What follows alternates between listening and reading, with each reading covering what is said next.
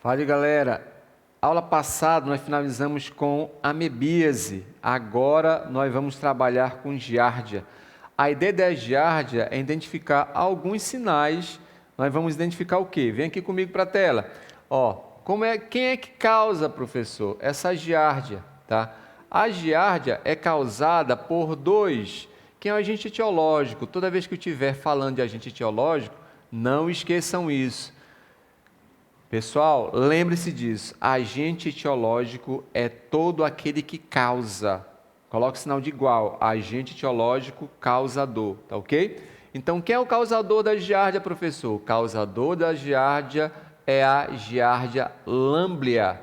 Isso mesmo, é o famoso trava-língua, giardia lamblia, ok? Então, esse é um parasita presente em duas formas. Que formas são essas, professor? Ele tem duas formas, um de cisto, que ele apresenta uma cápsula protetora, e a forma de trofozoito. Ele apresenta o que, professor? Ele apresenta uma estrutura que nós chamamos de flagelos. Toda vez que eu estiver falando de protozoários, eu estou falando de seres que apresentam estruturas de locomoção. Nesse caso, são os flagelos. Perfeito?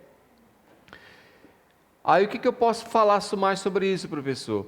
Quem é o responsável é o agente etiológico, como nós já vimos. Como é feita essa transmissão? Essa transmissão ela vai acontecer através da ingestão de alimentos contaminados.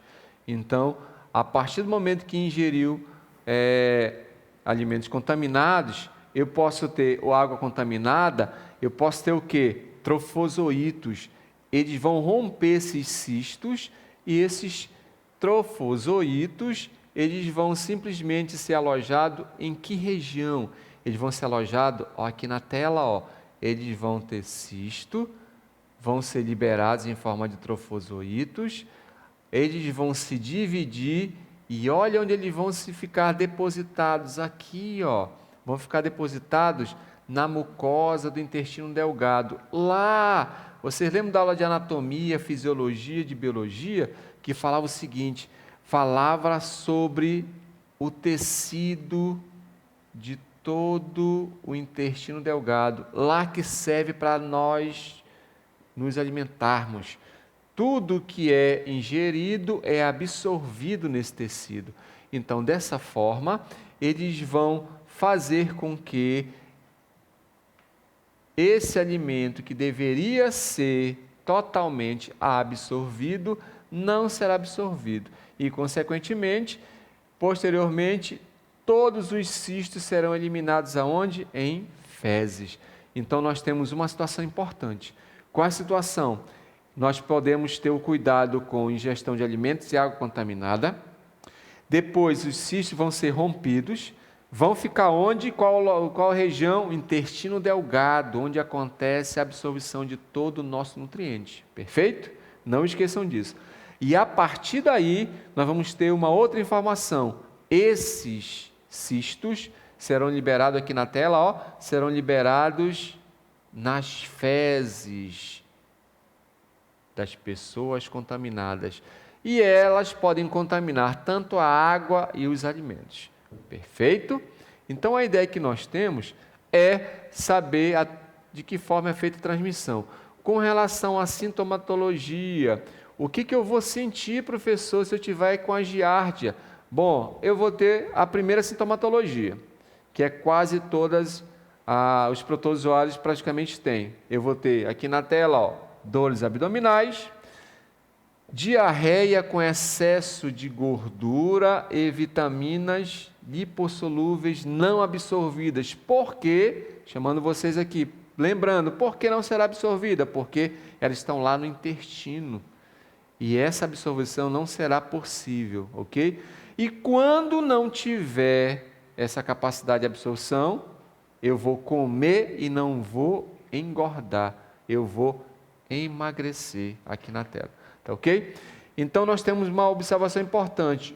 Todo diagnóstico da doença é realizado por exame de fezes que vão indicar a presença de cistos de giardia.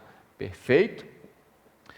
Quais são os danos que essa giardia pode dar, professor? Bom, como já foi comentado com vocês, como elas vão estar aqui na região do intestino, nas microvilosidades, elas vão ter uma lesão nessas microvilosidades, vai acontecer uma diminuição da capacidade de absorção de alimentos que nós falamos e, consequentemente, elas vão fazer com que não vão facilitar o alimento a ser absorvido, e sim vão dificultar a absorção do alimento que nós ingerimos.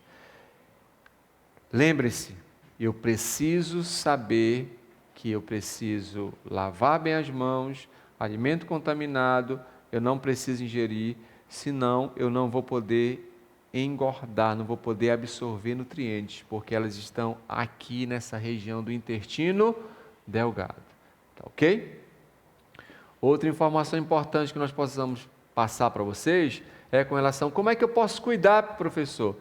Da mesma forma que eu cuido da maioria das protozoários, para não ser acometido por doenças, lavando as mãos, lavando os alimentos, fervendo bem a água e saneamento básico. Eu preciso ter saneamento básico, tá ok? Então eu preciso ter um saneamento básico, lavar bem as mãos, ferver bem a água e esterilizar, se for o caso, até alimentos, para mim não ingerir alimento contaminado, para evitar o quê? Aqui no quadro, ó, giardia ou giardíase. Perfeito? A outra doença que nós podemos comentar, outra protozoose, é a doença do sono. Eita, professor, que essa eu estou acometido, ó. Eu estou contaminado com esse protozoário aqui da doença do sono. Mas como você pode estar contaminado, né? De que forma? O causador, ou seja, o agente etiológico, quem é? O causador é o Trypanosoma brucei. Ele apresenta o quê para se locomover? Flagelo. Perfeito? Qual é a sintomatologia dele, professor? Como é que eu vou identificar que eu tenho essa doença? Aliás, a transmissão, quem é que vai fazer? Quem é que vai acometer?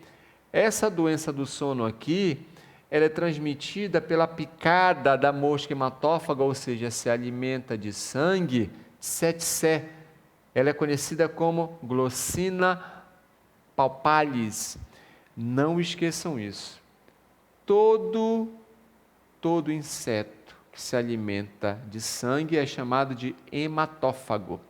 Então, aquela história de dizer assim, eu recebi uma picada de um inseto, perfeito, mas ele está fazendo o repasto, ele está fazendo a hematofagia, não esqueçam isso, perfeito?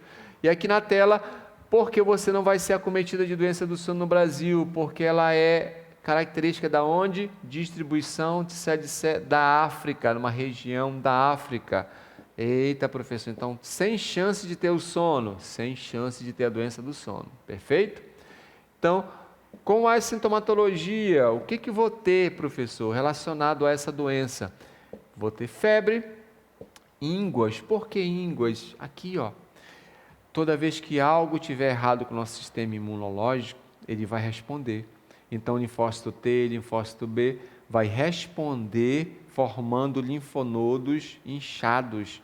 Nós chamamos de íngua, inflamação dos linfonodos. Isso pode também dar, com relação à doença do sono, confusão mental e a sonolência. Pode dar também convulsões até chegar ao estado de coma. Perfeito? Então, outra informação que eu tenho sobre a doença do sono, quais são os danos, professor, dessa doença do sono?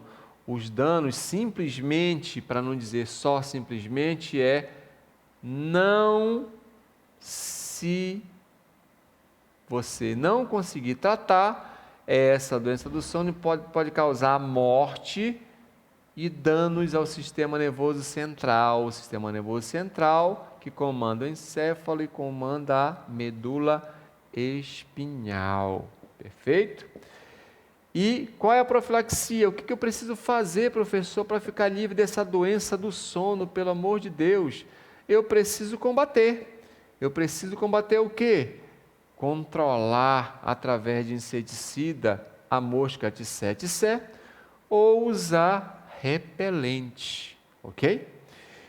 Então, para vocês, camaradas, que estão querendo justificar a falta de interesse, dizendo que está com sono, o professor foi cometido pela doença do sono, isso é inverdade, tá? Você precisa se direcionar, porque quem tem a velha história, jogo duro, não. Treino duro, jogo fácil. Então você precisa treinar muito, treinar questões, treina mapa conceitual, treine de tudo para poder você passar, alcançar seu objetivo, perfeito? Vamos para outra doença aqui, outra parasitose. Vamos comigo aqui na tela. Qual é a outra doença? Nós temos a toxoplasmose. Você que adora um gatinho. Esses gatos são bem mais tratados do que uma criança às vezes, né? Cuidado com o gato. Cuidado com carnes que vocês comem. Então, a mulher que estiver grávida, ela precisa fazer no pré-natal a toxoplasmose, o exame para a toxoplasmose. Nós vamos ver o porquê é tão importante fazer esse exame. Quem é que causa essa doença, professor? A toxoplasmose. Nós temos, você vai passar no vestibular, você sendo do sexo feminino, você vai passar no vestibular, em nome de Jesus, se Deus quiser, e você vai fazer a graduação, terminar a especialização, terminar o mestrado, concluir o doutorado, aí quando você casar, depois de terminar o doutorado, você vai ter 3 filhos. Agora eu posso ter 3 filhos. Tudo homem. Qual o nome dos 3 filhos? Traquizoído aqui na tela, oocisto e bradizoído. Já pensou chamando os 3?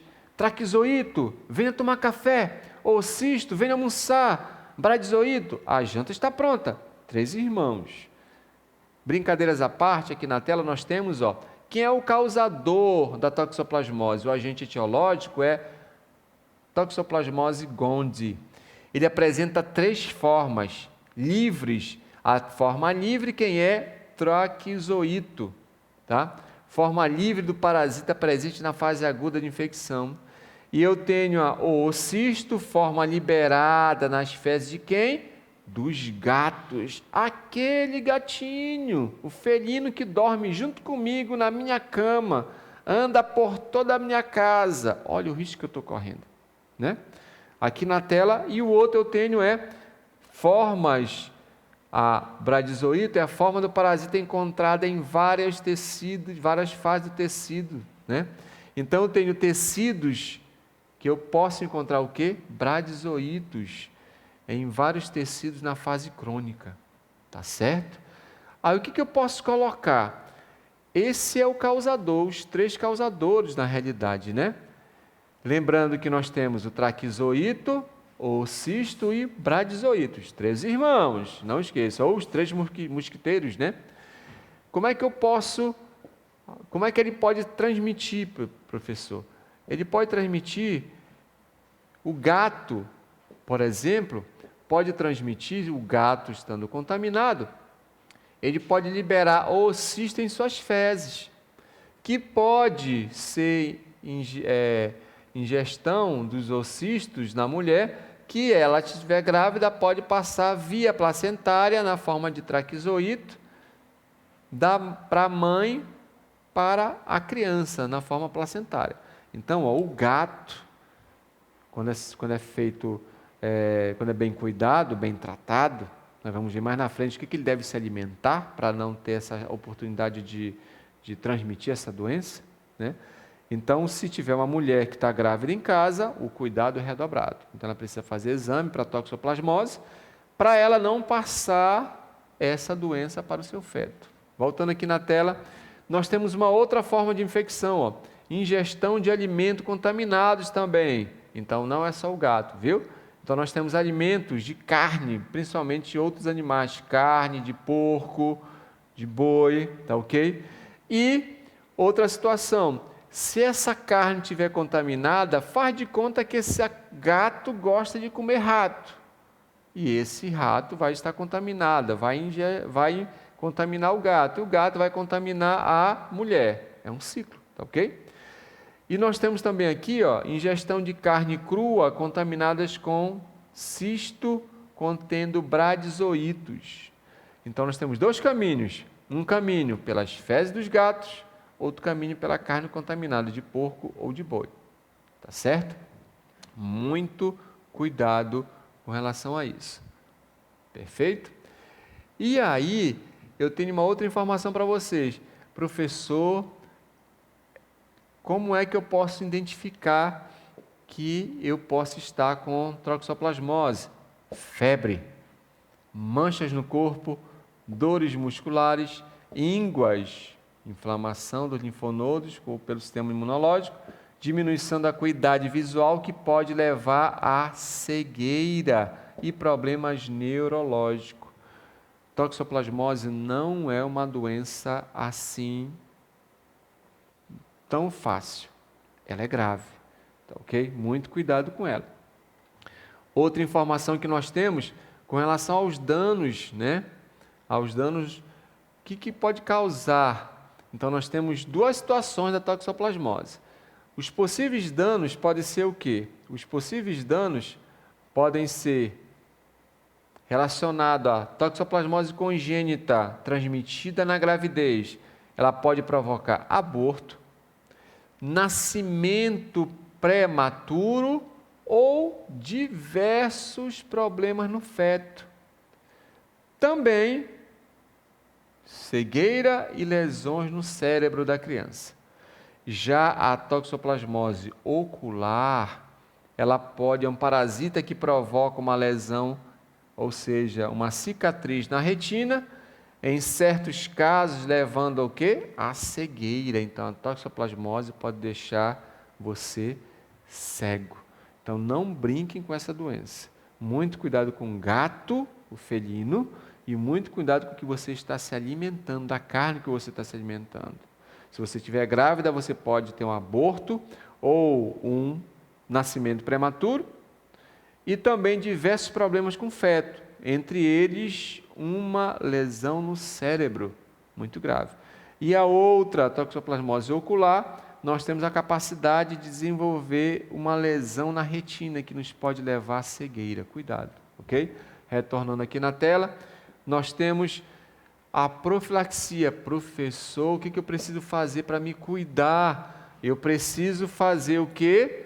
Que eu posso dizer? Eu preciso fazer uma situação de dizer que todas as vezes que eu tiver um gato, um felino, as principais medidas contra a toxoplasmose são, com relação ao alimento, primeiro, lavar bem os alimentos, fritar ou cozinhar bem as carnes de boi, de porco, de carneiro. E, com nossos gatinhos, cuidados higiênicos com os gatos. Professor, eu tenho um gato. O que o seu gato faz? O que ele come? É muito importante saber, né? De que forma ele vai se comportar para não ter o risco de ter o cuidado, não ter o risco de ter a toxoplasmose. Então, tem que ter cuidados essenciais com ele. Aqui na tela, ó, evitar que crianças brinquem em áreas que possam estar contaminadas com excremento. As fezes dos gatos, o famoso tanque de areia. Eu comprei um tanque de areia para o meu gatinho fazer o 02, a necessidade dele. Aí eu tenho um filho que vai brincar naquele local. Ele vai se contaminar também. E pode ter uma doença. Qual doença? Aqui no quadro, toxoplasmose. Tá ok? Então, é recomendado que os gatos domésticos se alimentem de quê? De ração ou alimentos esterilizados.